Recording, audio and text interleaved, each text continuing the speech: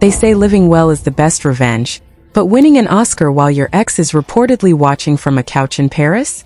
That's not just revenge, that's a cosmic realignment. For years, the internet has been clowning Michael B. Jordan. Remember the memes? The Lakers game where he looked like he'd lost his last friend and his favorite hoodie in the same breakup? We all saw it. The world labeled him the corny guy who got fumbled by the ultimate it girl. But fast forward to 2026, and the narrative hasn't just shifted, it has been completely incinerated. While certain people were allegedly betting on the next big thing, Michael was quietly building a throne. Did Lori Harvey really tell Michael he'd never see Academy Gold? Did she trade a generational icon for a momentary buzz that's already fizzling out? The receipts are coming out. The Harvey camp is reportedly in panic mode, and the silence from Michael's side is the loudest thing in Hollywood right now. Tonight, we aren't just talking about a breakup. We're talking about the biggest I told you so in celebrity history. We're diving into the secret reports of what went down behind the scenes of Oscar night, and why this win is the ultimate checkmate to the Harvey dynasty. Was it a glow-up or a get-back? Stick around because by the end of this, you'll realize that some people don't just lose a partner, they lose a legacy. Buckle up, because we're exposing the truth behind the trophy. The world of celebrity dating is usually a game of musical chairs, but when it comes to the Harvey dynasty, it has always felt more like a high-stakes chess match where the board is rigged and the pawns are some of the most famous men in Hollywood. For years, the narrative was simple. Lori Harvey was the untouchable prize, the siren of social media who could pick and choose from the elite, leaving a trail of broken hearts and step-up relationships in her wake. Michael B. Jordan was supposed to be just another chapter in that book, another name to be checked off before moving on to the next trend. But as the 2026 awards season came to a close, that entire book was set on fire and thrown out the window. The image of Michael standing on that stage, clutching an Oscar that many whispered he would never achieve, didn't just signal a career high. It signaled the total collapse of the fumble narrative. People have been digging into the archives, trying to figure out exactly where the disconnect happened. You see, during the peak of their relationship, they were the it couple, the blueprint for Black excellence in the digital age. But behind the scenes, sources are now claiming that there was a massive power struggle. Allegedly, the Harvey camp didn't see Michael as the powerhouse he has become. There are reports circulating from anonymous insiders who claim that during one particularly heated argument near the end of their relationship, the topic of career longevity came up. The rumor is that Lori allegedly told Michael that he was too commercial, and that he lacked the prestige to ever be taken seriously by the Academy. She reportedly suggested that he would always be the Creed guy, or the Marvel villain, but never the leading man with a golden statue. If these reports are even half true, imagine the fire that lit under Michael. For 3 years he didn't fight back with captions. He didn't go on a press tour to defend his ego. He simply vanished into his work. While the public was busy watching Lori move on to Damson Idris, a move many saw as her trying to pivot towards serious actor energy, Michael was in the lab. He was directing, he was producing, and he was taking roles that forced the industry to look at him differently. The contrast between the two paths is staggering. While one side of this breakup was focused on maintaining a status through public appearances and curated Instagram slides, the other side was focused on building a legacy that couldn't be deleted or unfollowed. The fallout of this Oscar win has sent shockwaves through the industry, but specifically through the Harvey inner circle. We have to look at the history here. Steve Harvey has spent years building an image of the ultimate girl dad, who protects his daughters and vets their suitors. He has gone on record multiple times, sometimes subtly and sometimes quite loudly, about what it takes to be with a woman of Lori's caliber. But when Michael won that award, the silence from the Harvey household was deafening. There were no congratulatory tweets, no we always knew he had its stories. Instead, there was a sudden flurry of cryptic activity. It's almost as if the reality of the situation finally hit them. They didn't just lose a boyfriend, they lost the biggest winner in Hollywood. What makes this even more scandalous are the leaked reports about the atmosphere at the Harvey estate during the ceremony. Now, keep in mind, these are unconfirmed whispers from the Hollywood grapevine, but they suggest that the family was actually rooting for a different outcome. There are claims that they had convinced themselves Michael had peaked. When his name was called, it reportedly felt like a personal indictment of their judgment. Social media, being the ruthless place that it is, immediately started pulling up old clips of Steve Harvey talking about men who aren't ready for his daughter. The irony is that Michael proved he wasn't just ready for her. He was ready for a level of success that arguably transcends the Harvey brand entirely. Let's talk about the Damson factor for a moment, because this is where the sarcasm of the universe really kicks in. When Lori and Damson Idris first went public, the internet was convinced this was a calculated upgrade. Damson was the prestige actor, the guy from Snowfall, who people thought would be the one to break into the award circuit first. Lori was seen as the kingmaker, the woman who could take a rising star and turn him into a supernova. But as we stand here in 2026, Damson's career hasn't hit that stratosphere yet, and Michael has jumped over the moon. The narrative that Lori chooses winners has been hit with a massive reality check. People are now asking if she actually recognizes talent, or if she just recognizes buzz. The investigative side of this drama gets even darker when you look at the alleged financial and PR moves made by the Harvey team to suppress Michael's momentum after the split. There are rumors of blackballing attempts in certain social circles, whispers that Michael was being painted as difficult or unfocused behind closed doors to keep him from landing major dramatic roles. If Michael knew about this, his victory isn't just about an acting award. It's about surviving a coordinated attempt to dim his light. He didn't just beat out 4 other actors for that trophy. He beat a machine that was allegedly designed to make sure he remained the sad guy at the basketball game forever. We also have to address the mother factor.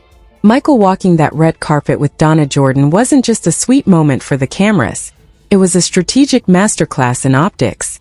It sent a message that he has returned to his roots, to the people who believed in him before the fame and before the high-profile romances.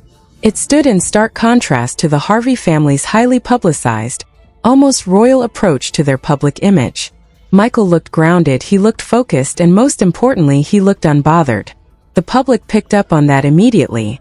The comment sections were flooded with people saying, "He chose his mom over the drama, and the universe chose him for the win." The toxicity of this entire situation lies in how much of it was played out through the media. After the breakup, every time Michael took a loss, it was celebrated by the trolls.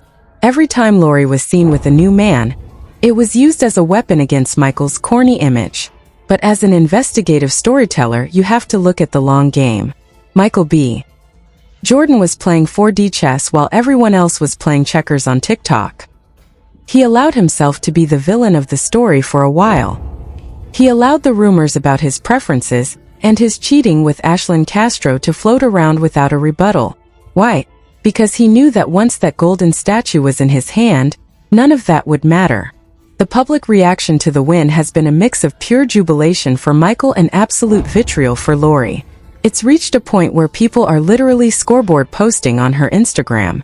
Every time she posts a new modeling shot or a brand deal, the comments are just Oscar emojis. It's a level of petty that only the internet can achieve, but it points to a deeper truth. The public loves a comeback story, and they love it even more when the person who was wronged comes out on top. The Harvey brand, which is built on the idea of being better than, is currently struggling to find its footing in a world where Michael B. Jordan is the undeniable king of the mountain. Even the way Michael gave his speech was analyzed for shade. He thanked the giants who came before him, he thanked his family, and he thanked the people who didn't see the vision. He didn't name names, but he didn't have to. Everyone in that room and everyone watching at home knew exactly who he was talking about. It was a polite way of saying that your lack of faith was my fuel. Reports say that Lori's phone was blowing up that night with people asking her how she felt, and allegedly, she turned it off. The it girl was suddenly the one hiding from the limelight, while the man she reportedly looked down on was the center of the universe. As we wrap up this first look into the scandal, we have to ask, what happens next for the Harvey dynasty? They've built an empire on influence and vibes, but Michael has just brought substance back to the conversation. You can't model your way to an Oscar. You can't vibe your way into the history books. This win has exposed a massive crack in the Harvey armor, and the world is watching to see how they try to spin this. Because right now, there is no spin big enough to hide the fact that Michael B. Jordan didn't just win an award. He won the breakup, the narrative, and the future. And he did it all while they were reportedly betting against him. This is only the beginning of the fallout, And as we move into the deeper details of the contracts and the leaks, you'll see that the drama is much more calculated than you ever imagined. The transition from being a tabloid fixture to a cinematic legend didn't happen overnight, but the speed at which the Harvey camp reportedly tried to distance themselves from the blast radius of Michael's success is nothing short of spectacular. While the first half of this saga was about the emotional weight of the breakup, this second act is where the investigative layers get truly messy. We are talking about alleged non-disclosure agreements, leaked emails from talent agencies, and a strategic smear campaign that backfired so hard it left the Harvey brand smelling like desperation. Sources close to the production of Michael's award-winning project have started to whisper about the hurdles he faced behind the scenes. There are unconfirmed reports that certain high-level connections in the fashion and media world, circles where Lori Harvey is considered royalty, were pressured to look the other way when Michael was casting for his directorial debut. It's the kind of subtle gatekeeping that happens in Hollywood all the time, but when you're dealing with a dynasty that prides itself on being the ultimate tastemakers, those polite suggestions to skip a project carry a lot of weight. But Michael wasn't just fighting for a role. He was fighting against a curated image of himself as a beta male who couldn't keep a high-profile woman. The investigative findings suggest that the Harvey PR machine was working overtime to ensure that whenever Michael was mentioned, it was in the context of his post-breakup slump. They wanted the world to believe that he had lost his spark because he lost her. They allegedly fed stories to minor blogs about his erratic behavior on set and his inability to move on. But Michael's countermove was brilliant: total radio silence. By refusing to engage in the mudslinging, Michael forced his detractors to punch the air. The more they talked, the more obsessed they looked. And then came the financial breakdown of the 2026 season. While Michael was pouring his millions into production and equity in his film, the Harvey camp was reportedly doubling down on fast fashion influence and short-term brand deals. The gap in their professional trajectories started to look less like a split and more like a canyon. One was building an institution, the other was building a feed. Let's dive into the anonymous executive reports that surfaced just weeks before the Oscars. An individual claiming to be a former assistant to a major Hollywood manager leaked a series of memos that allegedly detailed a blacklist Michael strategy. The memos suggested that if Michael's film gained too much traction, it would diminish the exclusivity of the Harvey brand. Why? Because the Harvey brand relies on being the most relevant thing in the room. If an ex-boyfriend becomes more relevant through pure talent than the family is through influence, the hierarchy collapses. The corruption of the narrative reached its peak when fake rumors about Michael's health began to circulate. We all remember those weird, vague posts about him taking a break for personal reasons that were clearly designed to make him look unstable. Investigative fans trace some of the earliest pity posts back to accounts that frequently interact with the Harvey inner circle. It was a classic poison the well tactic. If you can't beat him on the red carpet, beat him in the court of public opinion by making him look like a liability. But then the Sinners trailer dropped, and the world stopped spinning. It wasn't just a movie. It was a statement of intent. The industry knew it, the fans knew it, and reportedly the Harvey household knew it. This is where the reports of panic in Calabasas started to leak. Allegedly, there were emergency meetings held to figure out how to pivot. If Michael wins, how do we make it about us? If Michael wins, how do we ensure Lori isn't seen as the woman who let the biggest fish in the ocean swim away? The answer, apparently, was to lean into the Damson-Idris relationship even harder. But the public isn't stupid. People started noticing that every time Michael hit a new milestone, a film festival win, a glowing review in Variety, a sold-out screening, Lori and Damson would suddenly have a paparazzi moment.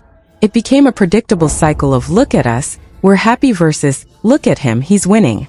The desperation was starting to show, and the sarcasm from the internet was reaching a fever pitch. We have to talk about the leaked contract rumor that set the message boards on fire. There was a claim that Lori's team tried to negotiate a reconciliation photo op right before the awards season kicked into high gear.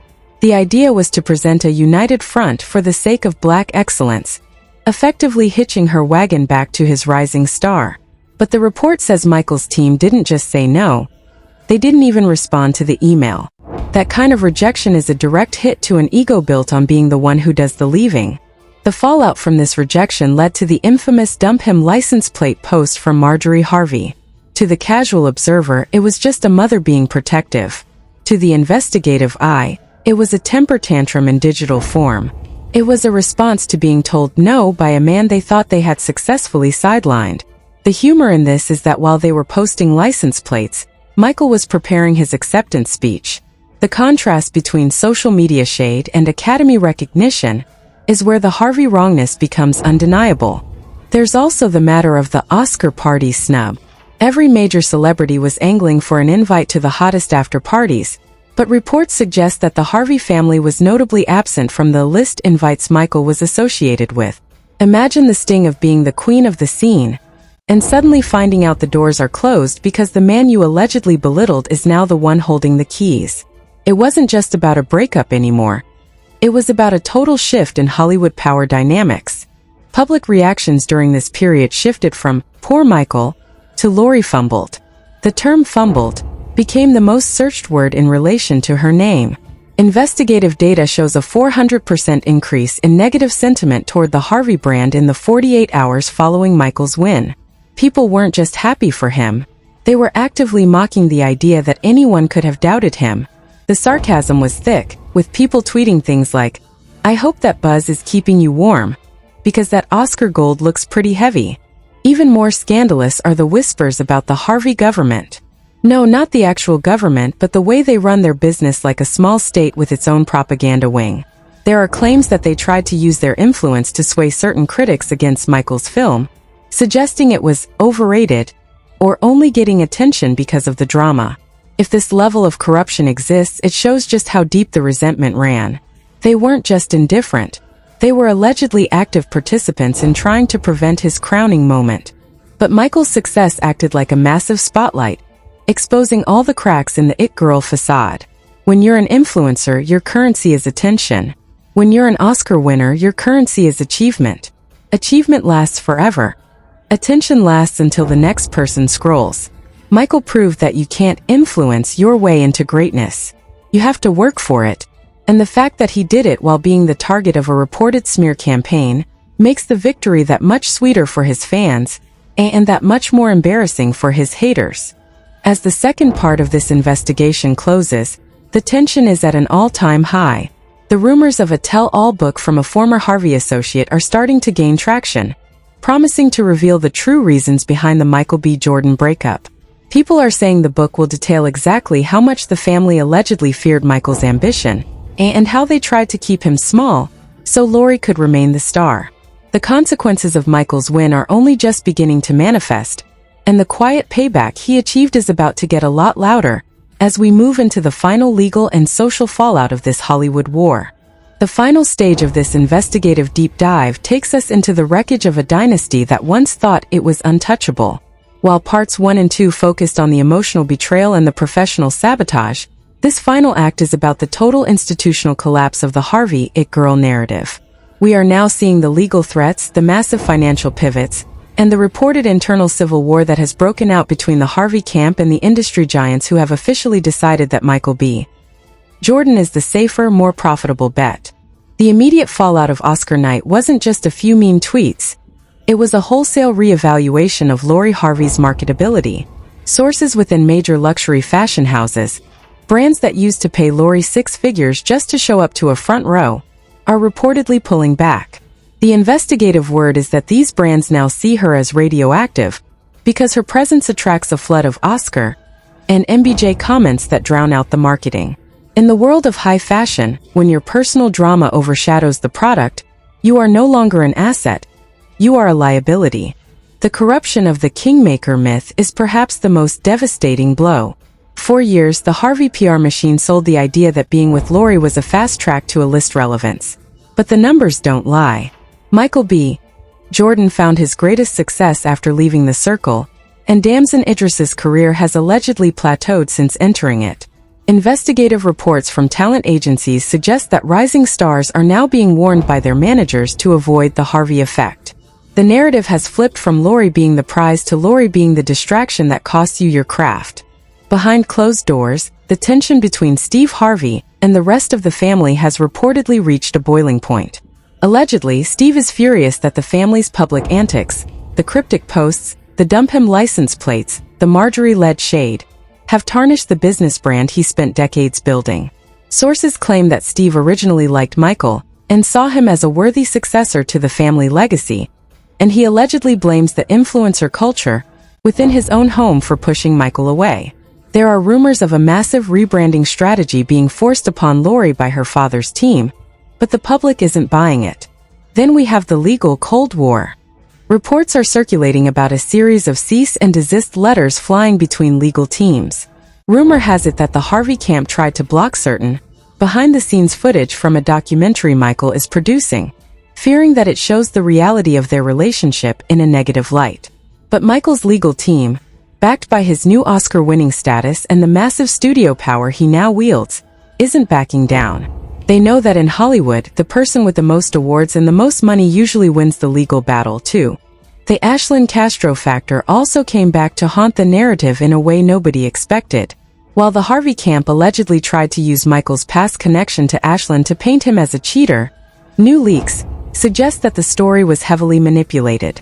Anonymous sources now claim that Michael and Ashlyn were never more than friends during his time with Lori, and that the entire cheating scandal was a PR plant designed to give Lori a valid reason to leave when she realized she couldn't control Michael's skyrocketing career. If this is proven true, it would be the ultimate proof of the calculated character assassination Michael survived. The public backlash has now moved into the realm of financial consequences.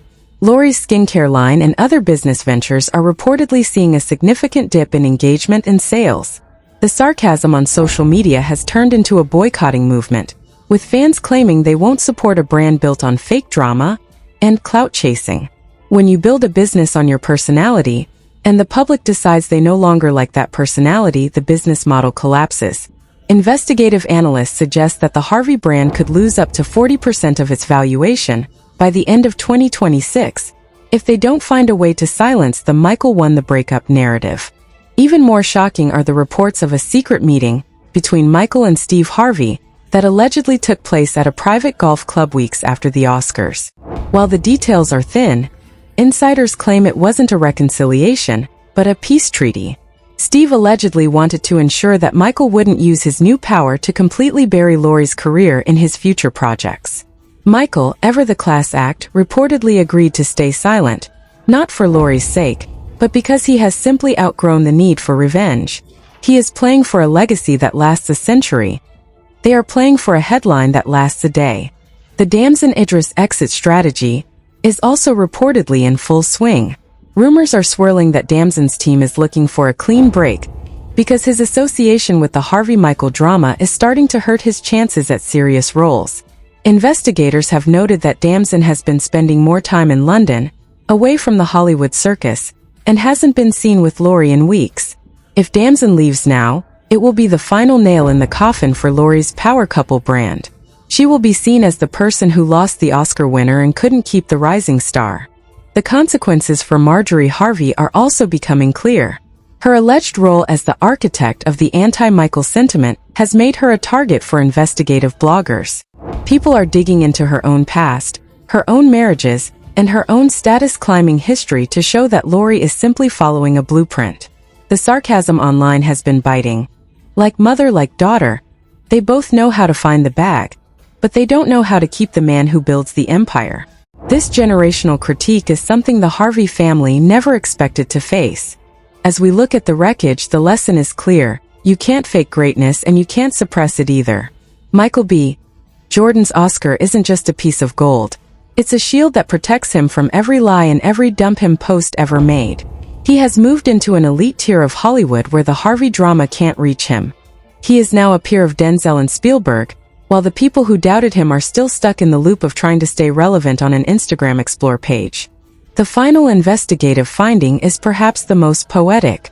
Reports from the Academy Archives suggest that Michael's win was one of the most decisive in years. He didn't just win, he dominated. The industry didn't care about his dating life or the corny memes. They cared about the art. This realization is reportedly what hurts the Harvey camp the most. The fact that they were never even a factor in his ultimate success. They weren't the reason he won, and they couldn't be the reason he lost. They were just noise. The public has officially closed the book on this chapter. The Lori Harvey era of being the untouchable trendsetter is over, replaced by the Michael B. Jordan era of the dignified mogul. The sarcasm, the humor, and the controversy have all led to this one undeniable truth. Michael B. Jordan didn't just prove Lori Harvey wrong. He proved the entire clout over character culture wrong. He showed that if you stay quiet, work hard, and ignore the shade, the universe will eventually hand you the mic and the trophy. In the end, the Harvey family is left with their buzz and their status, while Michael is left with his legacy and his Oscar. One of those things is fleeting and the other is forever. The investigative journey ends here, but the fallout will be felt for years to come as other celebrities look at Michael's blueprint and realize that the best way to handle a public fumble is to go out and become a legend. The score is settled, the receipts are paid, and the throne is occupied. Michael B. Jordan didn't have to say a word to get his revenge. He just had to win. The evidence is in, the timeline is clear, and the winner is undeniable. But I want to hear from you, the jury of the internet. Was Michael B. Jordan's Oscar win the ultimate karma for the way he was treated after the breakup? Or do you think the media is making too much of a coincidence? Is the Harvey dynasty officially crumbling? Or can Lori find a way to reinvent herself yet again? And the million-dollar question: do you think Michael's quiet revenge is a blueprint every man in Hollywood should follow? Drop a crown in the comments if you've been Team Michael from day one, and tell me if you think Lori is genuinely regretting the day she allegedly said he'd never be an Oscar winner. Don't hold back. Be petty, be honest, but keep it real. This is the biggest cultural flip we've seen in a decade, and we're just getting started. If you enjoyed this deep dive into the truth Hollywood tries to hide, hit that like button, subscribe, and turn on notifications. We don't just follow the news, we expose the script. Thanks for watching and stay tuned because there is always more to the story.